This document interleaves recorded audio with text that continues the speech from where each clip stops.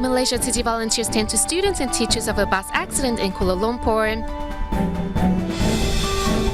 In Taiwan, we see how a good disaster prevention plan helped save the lives of those in Pingtung's Jiamu village. Welcome to DaAi Headlines. I'm Wendy Chen. Thank you for joining us. We kick off today's show in Malaysia's Kuala Lumpur, where a bus accident near Hulu Langit left one student dead and several others injured. Upon hearing the news, Tzu Chi volunteers quickly mobilized to provide comfort and support to the terrified students and their parents. In Malaysia's Kuala Lumpur, a school excursion turned tragic on March 24th when the bus carrying 36 students and teachers overturned on its way to Hulu Langit, leaving one student dead and several injured. 3 students were sent here to our hospital. One is now in stable condition, but the other one unfortunately passed away. Following the accident, worried parents rushed to the hospitals to which their children were sent. 17-year-old Lian San Yi was among the passengers that suffered injuries. It all happened real quick. A minute before the accident, I woke up and I felt a sudden brake before the bus overturned and everyone started screaming. Following the news that the teachers and students were sent to Ampang Hospital and Sedan Hospital, volunteers quickly mobilized to provide care and comfort for the students and their parents.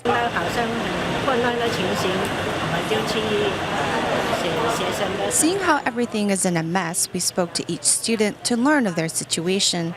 If they needed x-rays, we accompanied them. Having experienced the impermanence of life, the students now cherish every moment they have with their loved ones. In China's Sichuan, Tzu Chi volunteers recently visited 42-year-old care recipient Cao Chong and her mother. As part of their continuous care for the family, this time around, volunteers bought daily necessities and helped clean up their homes. Let's take a look. Here in Sichuan's Luoshui, Tzu Chi volunteers once again are visiting Tzu Chi care recipient Cao Chong and her mother, who live in this ramshackle house. Due to the misuse of medication when young, 42-year-old Cao Chong is now unable to look after herself and being taken care of by her 80-year-old mother. Thankfully, Tzu Chi volunteers are also there to lend a helping hand.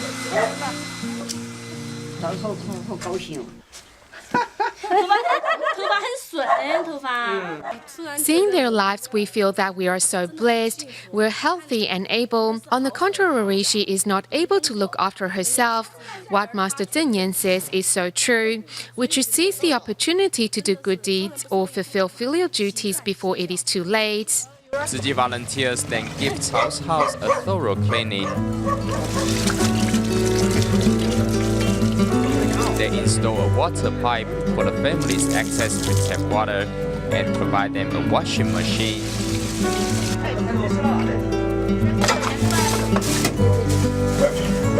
Later, the volunteers clean up the home inside and out and bring new bed quilts and mosquito nets for them to use. Next, the volunteers help the family do the dishes and also bring new kitchenware and utensils. Seeing the change of her house, Cao's mother is moved and grateful to Tzu Chi volunteers' assistance. Last year, you gave us subsidies and I bought medicine for her. After taking the medicine, she has improved and now she can put on her pants and shoes by herself. I don't need to do that for her now. The Tzu Chi volunteers have been really kind to us. Thank you very much. Thanks to the volunteers' long-term assistance, Cao Chong and her mother find their lives vastly improved.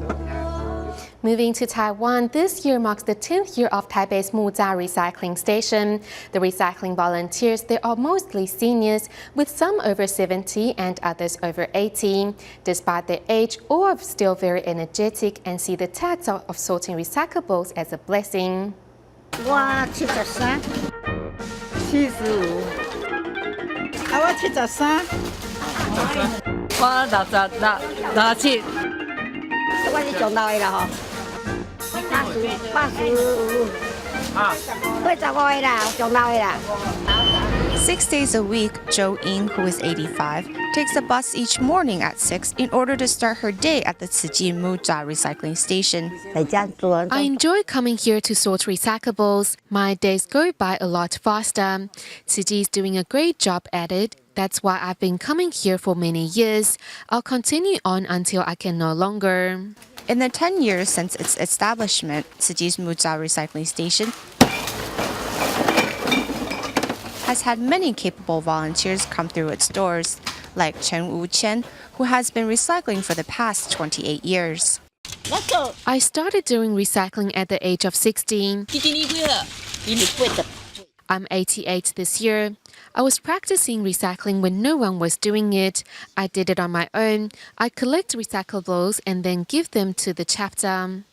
With determination to keep the planet clean, many of these seniors find it to be a blessing to join in this daily activity. Look at how rough my hands are. They are all calloused. Tiring? No, I do a half day here, and in the afternoon, I have my work in the mountains.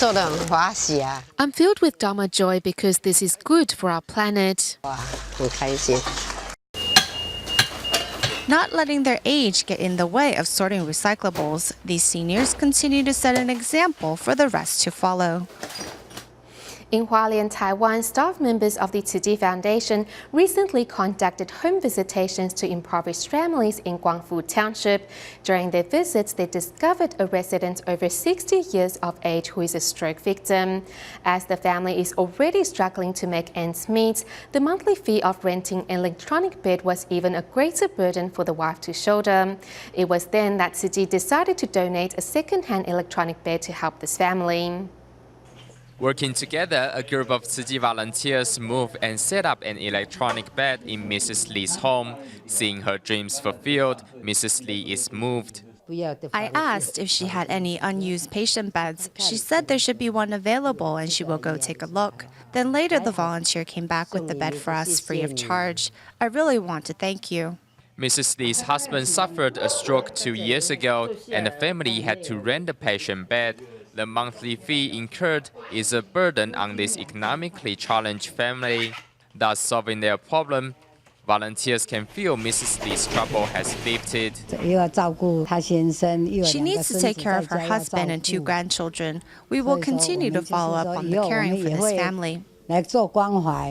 With Tzu Chi by their side, Mrs. Lee is given the strength to be the strong pillar of support for her family.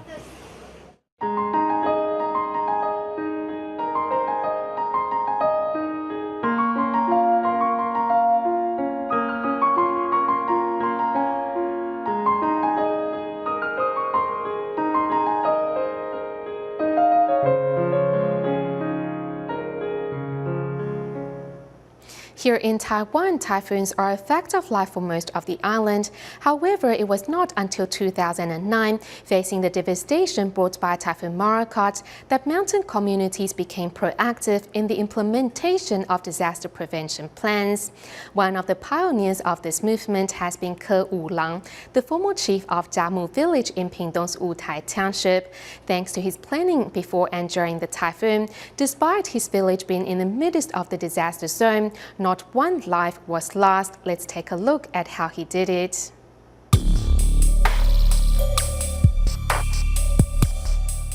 In 2009, Typhoon Morakot swept through central and southern Taiwan, leaving over 500 people dead or missing.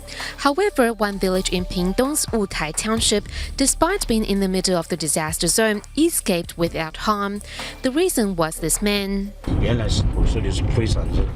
Rock and mudslides are really dangerous. You need to have some contingency measures against them, otherwise they can devastate a community. Under the guidance of Ke Wulang, DaAi TV reporters returned to Jiamu village to revisit those harrowing days during and following Typhoon Morakot. Although it has now been 5 years since Morakot hit Taiwan, its power is still evident here in the mountains of southern Taiwan. The scars of past rock slides are everywhere, and even today the repair of roads damaged in the typhoon continues. With roads still down, now the only access to the village is over this riverbed. Looking up from the valley that houses Jiamu village, what comes into the eyes is the area that was once a holiday villa before it was swept away. 下来的是5户啊，现在都不见了。对啊，我们不晓得到底在哪里，现在就是这样，土石里从上面这样流下来。哇，有5户人家都不见了。对，不见了，不见了。 Today, there are only 30 households still living here in Jiamu. Over half of the village chose to move to Baihe village in Tangzi Township, hoping to put the nightmare brought by Marakot behind them. 下雨的太多了。 The rain was too big. It was almost like an earthquake. We'd heard reports of villages being washed away. Surprisingly, our entire village made it through safely.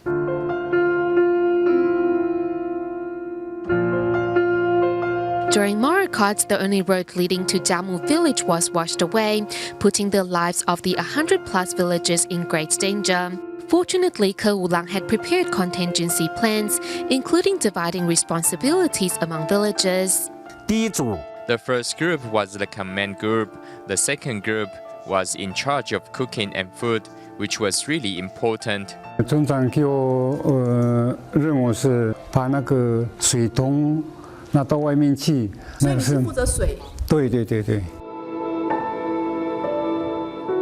Ke also puts all the vehicles and resources of the village under centralized control, in addition to creating 2 emergency shelters and a helicopter landing point. Every few hours, he would measure the cracks in the earth to stay on top of possible landslides.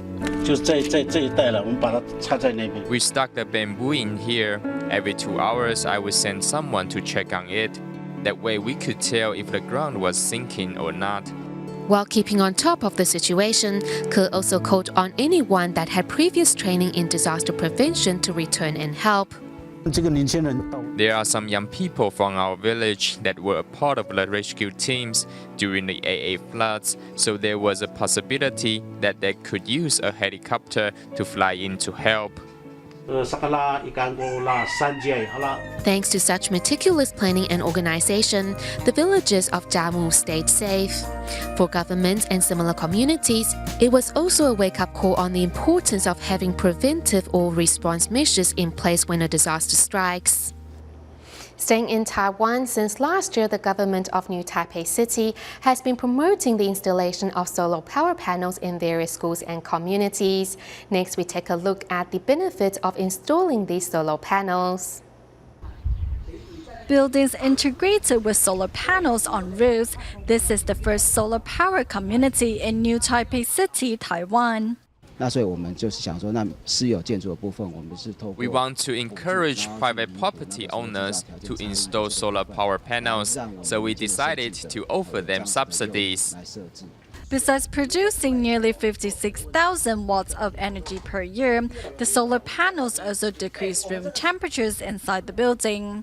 Furthermore, they act as a layer of protection, preventing excessive rainwater from seeping through rooftops.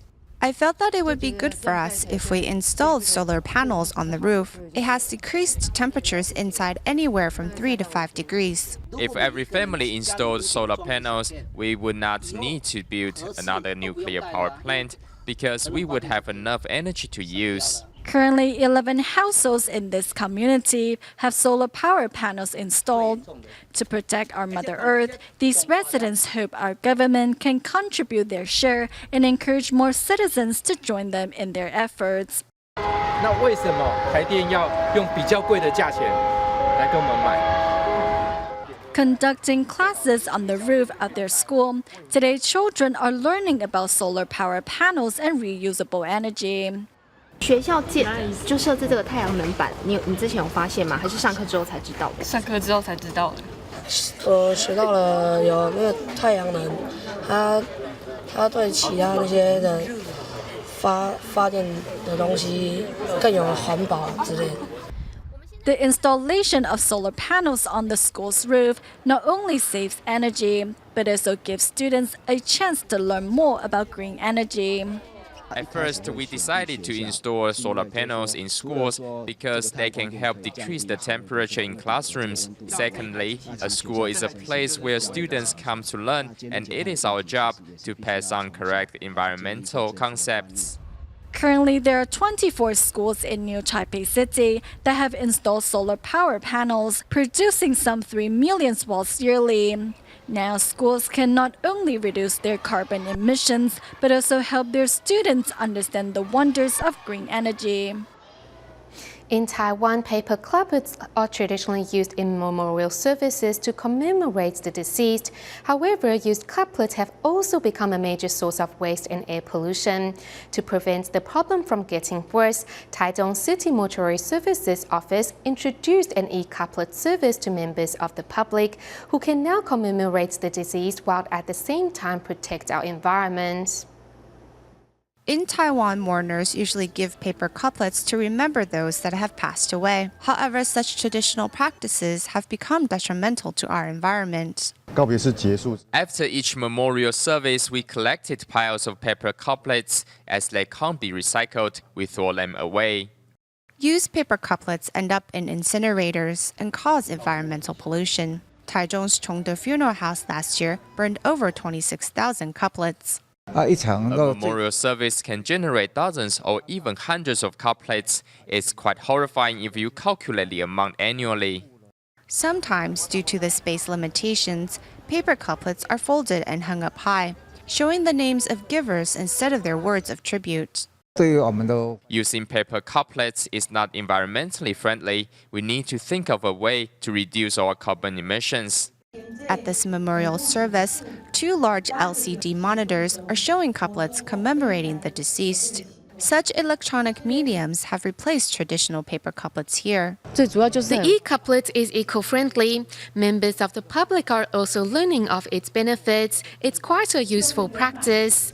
Using the e-couplet to pay their tribute to the deceased, members of the public can not only reduce the consumption of paper couplets, but also save their money. Citizens can connect to the website of the Mortuary Services Office of Taichung City to apply for our e-couplet service.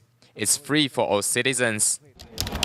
Citizens only need to register an account on the website. After filling in the names of the deceased and the date of the memorial service, they have various choices of e-couplets to choose from. The system will pick suitable selections based on the age and sex of the deceased. Each memorial service will have a designated number, and family members can put that number on the obituary so that mourners can deliver their e-couplets accordingly.